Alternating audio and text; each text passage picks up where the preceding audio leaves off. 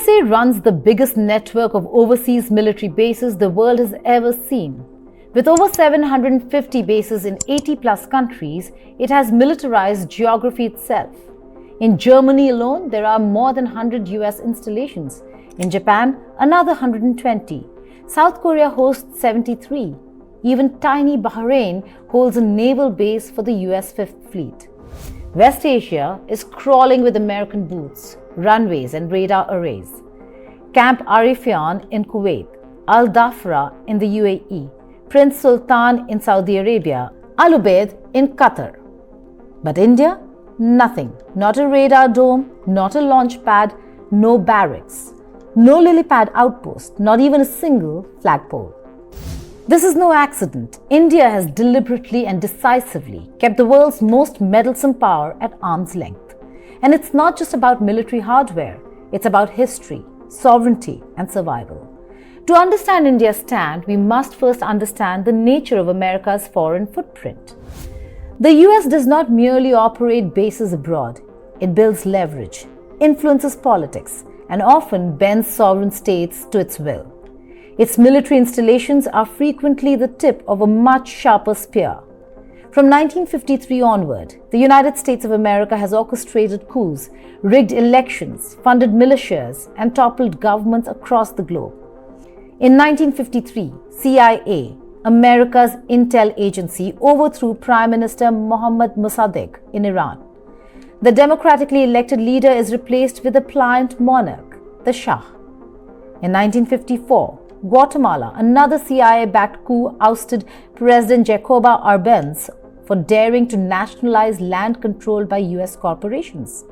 In 1973 Chile, the US supports General Pinochet's bloody coup against elected socialist Salvador Allende. In 2003 Iraq, an invasion under false pretenses of WMDs, that is, weapons of mass destruction, leads to a catastrophic regime change and years of occupation. Add to that Cuba, Nicaragua, El Salvador, Congo, Vietnam, Laos, Cambodia, Libya, and more. The pattern is clear. The pretext may change: democracy, counterterrorism, humanitarian aid, but the effect is always the same. Even if you keep the CIA activities apart for the time being, and let's assume that it's not, after all, the US base is there in Bahrain, it is there in Qatar, and as far as I know, they don't interfere in any way in their governments. The question is that, if once you have a base, then yes, you will have to align your policies with the US to a large extent, and that is something which at least this government is not going to do. We are talking of multi-alignment, we are talking of a lot of issues which the US doesn't like in terms of buying Russian oil, for example. Those things, you don't want that compromise. And why should we have a US base? Let's take China. Let's look at this whole place from, supposing you're sitting in China and you're looking, they turned the map the other way around. What do you see? You see the whole coast, the whole Bay of Bengal, the coast jutting towards the Bay of Bengal and the Arabian Sea. This is a logistics hub.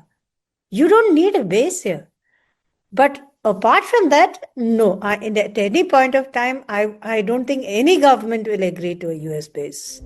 Regime destabilization, loss of sovereignty, civilian suffering, and often a permanent US military presence. India, with its fierce independence and colonial scars still fresh in its national memory, sees this for what it is: imperialism in modern dress. While dozens of nations have handed over their land for US bases, either for protection, partnership, or pressure, India has stayed firm. Why? At different times, that was, of course, not during the Cold War, because the Soviets were on our side, so that didn't happen then. But at different times, the US has asked you, as recently as I think about 2 years ago, when there was talk of a US base in Maldives, and that was not liked by Delhi at all. That was not something that we could ever stomach, having a US base so close by. But I think it's, times are changing, because right now you have the whole Quad exercise. You're actually exercising with them off the Arabian Sea, you're exercising them in the Indian Ocean, you're talking of logistics agreements. All that works in a partnership with the US without actually having them on your territory. In terms of a permanent presence, they come and they go. I mean, there are US ships coming in for repairs for their, maintenance issues, but they are not here permanently. And that, I think, has been pretty much our consistent policy. Because India doesn't want to become another pawn in America's global chessboard. From Nehru to Modi, India's leadership has stuck to a principle of strategic autonomy, refusing to align too closely with any single power bloc. During the Cold War, India led the non-aligned movement, refusing to side with either the US or the Soviet Union. That DNA persists even today.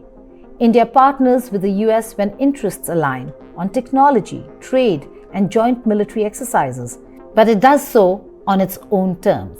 No US booths, no US bases, no exceptions. This is not just ideology, it's survival strategy. Well, India has always had a non-aligned security policy. We've never been part of any power blocs right from independence. We were close to the United States at some point in the 1960s. We allowed the US to operate some spy planes, some U-2 spy planes from Indian soil, but that was a few flights and that was it.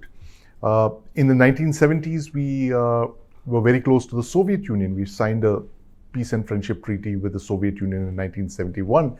But despite that, we never allowed the Soviets to base any of their hardware on Indian soil. Of course, it was all mutual defense exercises and all that, but never bases. So bases are strictly off limits to foreign powers, whoever they may be, whether however close they are to India.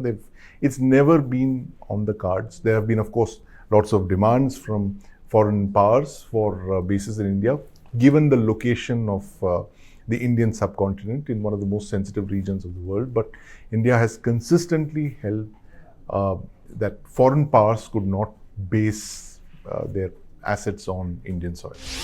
India knows that allowing a US base would instantly make it a military target in any regional conflict. Just ask Qatar, where the US Air Force's Al Ubaid base became ground zero for Iran's retaliation after American strikes on Iranian nuclear sites in June 2025. India has no intention of becoming collateral damage in America's forever wars. Some countries allow US bases because they believe they can't protect themselves. Others are enticed by aid, arms, or debt relief. But India is different. It has one of the world's largest standing armies, a nuclear triad, blue water naval capabilities, and growing space and cyber warfare programs. India doesn't need a foreign military babysitter. It is perfectly capable of defending itself and increasingly of projecting power abroad.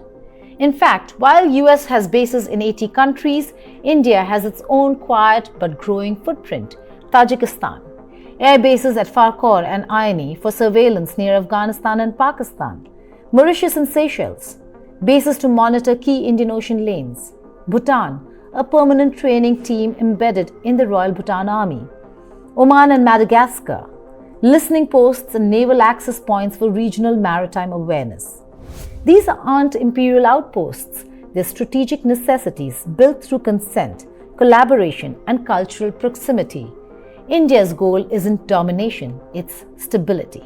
The US may conduct joint military drills with India like Tiger Triumph, and it may sign logistics agreements like LEMOA, but that's where the buck stops. These deals enable cooperation, not colonization. They allow fuel maintenance and port calls, but not stationing foreign troops. India has repeatedly clarified logistical access is not base access. Even at the height of US-India military cooperation, New Delhi has never allowed a single US base. What makes this even more remarkable is how many times the US has tried and failed to secure Indian base access. The courtship has been relentless, the rejection resolute. 1962, Sino-Indian War. India desperately needed American arms and aircraft. Washington offered support and temporary military cooperation, but New Delhi didn't yield ground for a base. Not then, not ever. 2001, post 9/11, India identified 3 bases for limited US operations during the Afghanistan campaign. But again, it stopped short of granting a base. 2003 Iraq War. The US asked India to send troops, support logistics, maybe even lend bases. India refused outright. The reason is political as much as it is strategic. India is deeply sensitive to sovereignty. Hosting foreign troops on Indian soil would ignite a political firestorm, and any government that tried it would pay a steep electoral price. India isn't a vassal, it's a civilizational power. Ironically, the very reason America wants a base in India is why India won't allow one.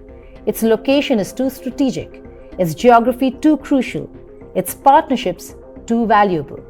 In a time when great power rivalry is heating up again, the Indian Ocean is the new global chessboard, and India its central player.